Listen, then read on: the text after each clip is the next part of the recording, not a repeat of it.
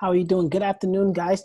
This is Mr. Whitford reaching in to teach you another lesson. So right now we're going to look at lesson 8.2 of unit 8, which is one of our statistics unit about samples and populations.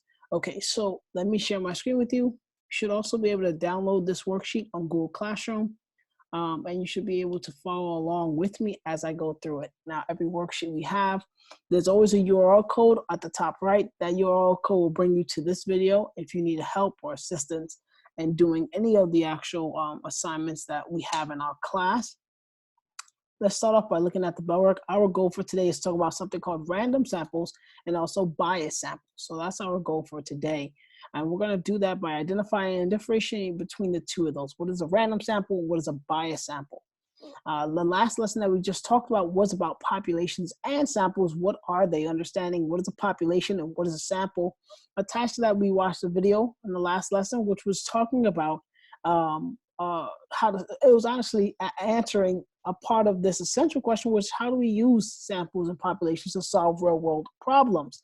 And it was talking about a decline in a frog population or in a frog species, and how we can use population, how we can use data, how we can use a sample of frogs to discern if the decline in the population is due to a particular type of bacteria or something like that. So right now what we have is we're just building an understanding of these, and eventually our goal is to be able to build dot plots and whisker plot diagrams to be able to understand how to look at data. But right now we're building up understanding of vocabulary. So we talked about population being the focus group of any research or survey that we're doing.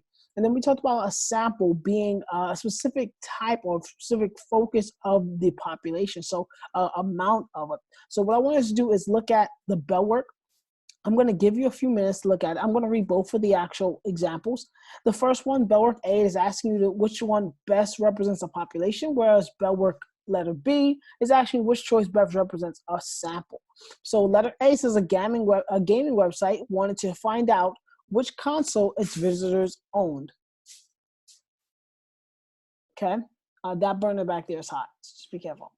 Whereas letter B in the bell work is talking about which best represents a sample, right? So which one of these best represents a sample when a musician wanted to see what people thought about his last album and the songs and about the songs that's on his last album. So take a minute, pause this video, try to answer them on your own before I give you what I believe the answers are, and then we can come right back together. All right, good. So if you paused it for letter A, right, of bell work, the best choice that represents a population for this particular example would have been answer A, which is all of the website visitors. Now, if you look at B, C, and D, you see it says visitors to the 3DS section. Letter C says visitors with an E in their username. Visitors to the PS4 section. Now, these are specific types of people or samples of each people. People who may like 3DSs, people who may like PS4s, and then user last names of E is a sample of just random people. Now, they said population, so I want to find out of everybody that comes to this website, right? So I want to see all the visitors. I want to know about all the website visitors. So that's why the best population for this example would be letter A. Now, bell work B, where they're asking you to find which choice represents us the best, represents the sample the best. You got to understand, we're talking about a musician, we're talking about his last album and about the songs on the album. So if we get every person who bought the album, that's really not a sample, that's more of a population, right? It's everyone who bought the album. Whereas then you look at option B, it says 257 girls who bought the album.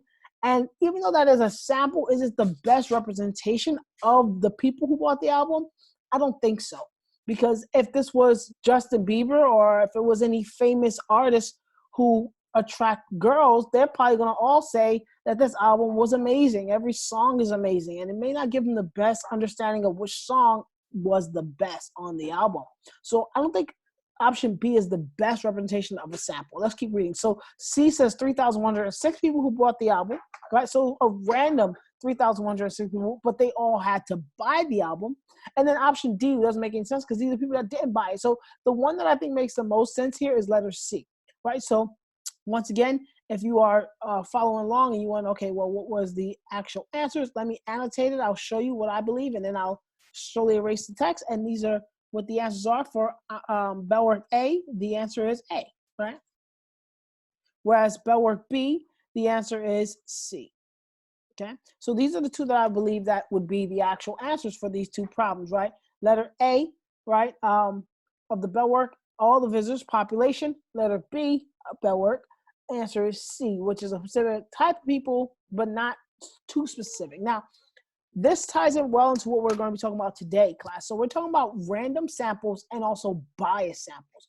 A random sample is kind of like B, right? It was a random 3,106 people that bought the album, right? It wasn't super specific. It wasn't biased. Now, imagine this was Justin Bieber, and we was finding out how many people really liked the album.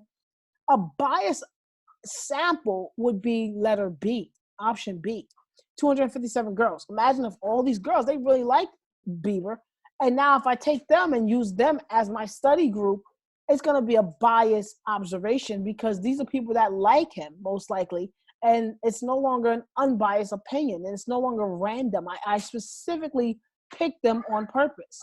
So we're going to talk about random samples and bias samples, and believe it or not, they're not so complicated, so I believe that they're going to be too hard for you to figure out. I'm going to clear this text as we move on through the worksheet. Okay? So the definition of a random sample, right? As the name implies, right, and you can always fill in the words here without visualizing vocabulary. I'm trying to give you some in-depth understanding of the words. As the name implies, random samples refer to samples that are selected at random. They're not pre-planned, they're not organized to make it where they're targeting a certain group. They're really just random samples, right? As bias samples refers to samples that are specifically selected specifically for that study, right? So we're going to look at some type of examples. We're going to talk about how can we reword certain questions to make them where they're not biased. And we're going to talk about, are they random, are they not random, to really get an understanding of what we're talking about. So look at the modeling with me. I have a couple things I want to go through with you. And then the beauty is that there is an independent practice homework section for you to do. And they're not too complicated. All they're really doing is saying yes or no, whether they're random or whether they're not random, or whether they're biased, whether they're not biased. And then maybe an explanation that you have to write as to why you feel they were random, why you feel they were not random, why you feel they were biased, why you feel they were not biased, just to give you guys a chance to write some feedback here. In the future, what I would like to do, just so you guys know, and this is towards my CI kids during this 2020 pandemic that we're going through, right? I would like to create these and put them on Google Forms for you, so that way as you write, you can actually type them all in and type in your answers that way as well. Just give me some time as I adjust to create these things as well. All right, a researcher, and this is modeling A, a researcher wants to find out what brand of tomato sauce is most popular people who work full-time. So the people who work full-time, right? He samples shoppers at a supermarket between 10 a.m. and 2 p.m. Is this a good sample? So let me read it again, and let's take a second to really internalize what's happening here.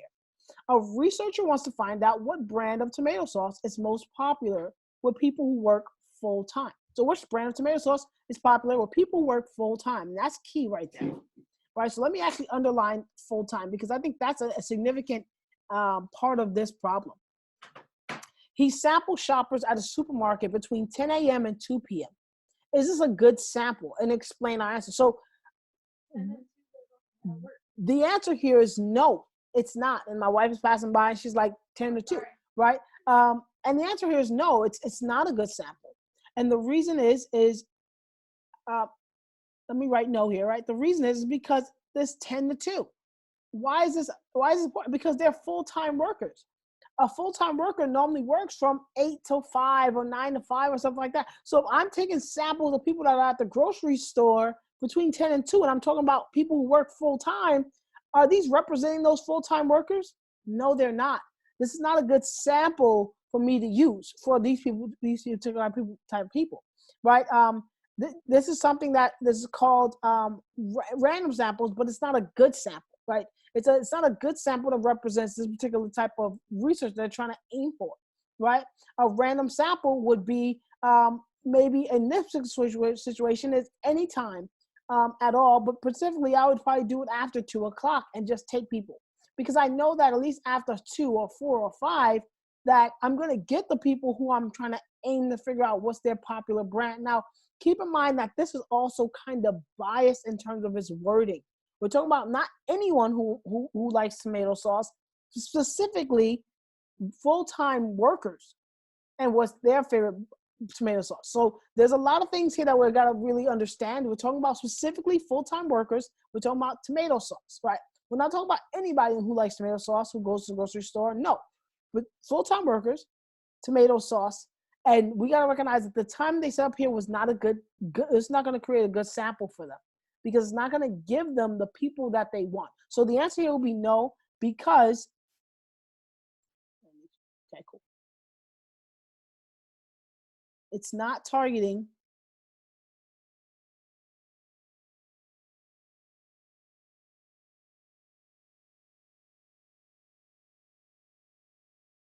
the full-time workers. And that's what I'm right here, the full-time workers.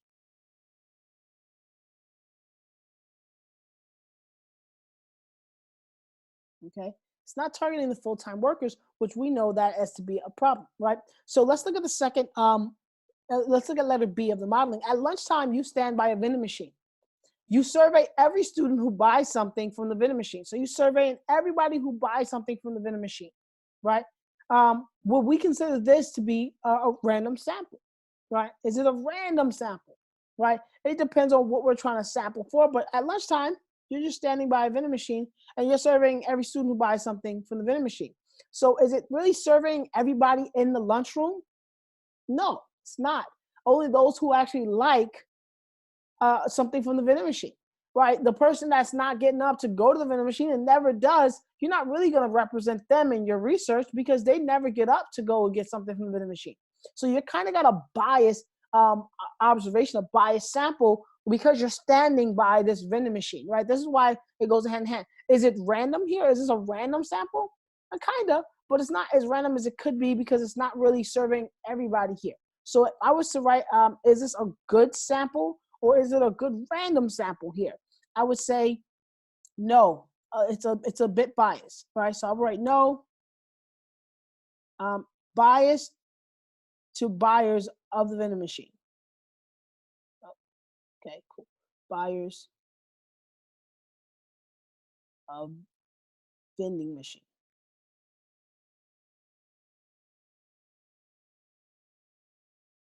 Okay. Now this is only in terms of random, and I'm gonna do a couple examples as well in terms of what you have to do. But I'm just trying to give you some in-depth understanding. This is not easy to read, but it is. It kind of does make sense if you take a second to say, is it leaning towards one side or not? Is it really random, or did they specifically try to target these people? This is not random. You're targeting people that's at the vending machine, right? It's, you could see that in terms of its wording. Let's look at C, bias. So this is a bias statement. I'm giving it to you and letting you know this is bias. It's not like it's not. Do you want your kids to receive a faulty education by having their school days shortened? Right? That's bias. Because when I'm asking people this question, I know that most of them are going to say no. Why are they saying no? Because they don't want their kids' education to be faulty. They don't want their kids not to receive the best education. So I already am predicting their answer by my question. It's bias. It's already going to give me an answer without me really having to hear what they have to say, right? So we want to be able to listen to what's being read and what we're reading and saying, does that look like it's leaning towards one side or not? Now, how can we change this question to make it where it's unbiased, right? How can we change to make it where it's unbiased? And you don't have to do this for your homework assignment, but I want you to get into the habit of being able to recognize a biased statement or question and be able to change it to make it where it's an unbiased question or statement. So how can we change this question to make it unbiased, right? Do you want your kids to receive a faulty education by having their school day shortened, right? We can ask a question that may look something like this, right? How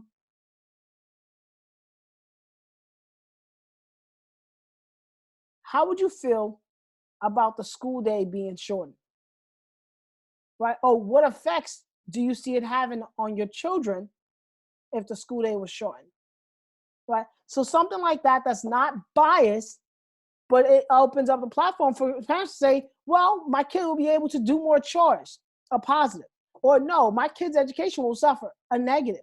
But when we say it and just give them the option, it already creates a very a tone where you know what your answer is going to be, right? So if I was writing an actual question for this here, I'll write something like this.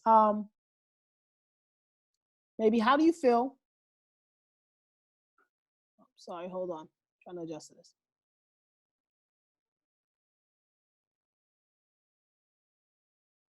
I'll rewrite it. What affects?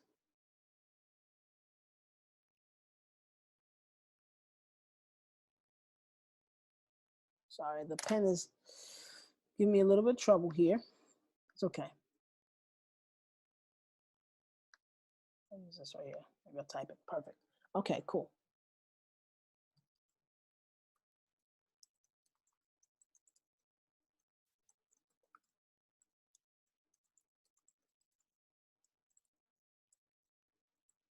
Okay. What effects would shortening the school day have on your children? Right? Maybe a question that looks something like that would not be so biased, but allow them to respond in whatever way they wanted to. Like, what effects would happen? Would shorten the school day have on your children? If they shorten the school day, what effects would it be? Right? That way they can give their honest answer to you without you having to give it. Now, another bias question looks something like this: would you rather buy the TV dinner with a picture of a luscious gourmet meal or on it, or one in a plain package? So would you rather buy the TV dinner with the picture of a luscious, I don't know, I'm saying it wrong, gourmet meal on it, or one in a plain package? Once again, this is a biased statement because I'm giving them two options. Would you rather buy it like this, or would you rather buy it like that? Right? The simple way to ask a question like this that's unbiased is simple. What type of TV dinners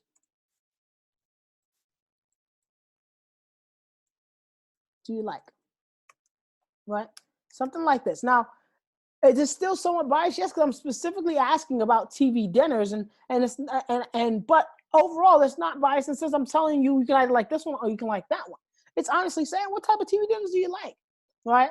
And it gives them a chance to say, well, I don't like gourmet, I don't like plain package. I like the ones that may have the barbecue sauce on it. I don't know, but we want to be able to discern biased statements from unbiased statements, as well as understanding a random sample is one that's not going to target people at wrong time, something like that. Okay, so this is the goal, to be able to discern random and bias. And I'm going to show you what I want you to actually do that's similar to this modeling. It's very similar. It's not like it's so far-fetched from it. It's similar to it, and it allows you to explain just like we did here. Okay, so I'm gonna clear the text. If you're writing it down, finish up, pause it if you need to.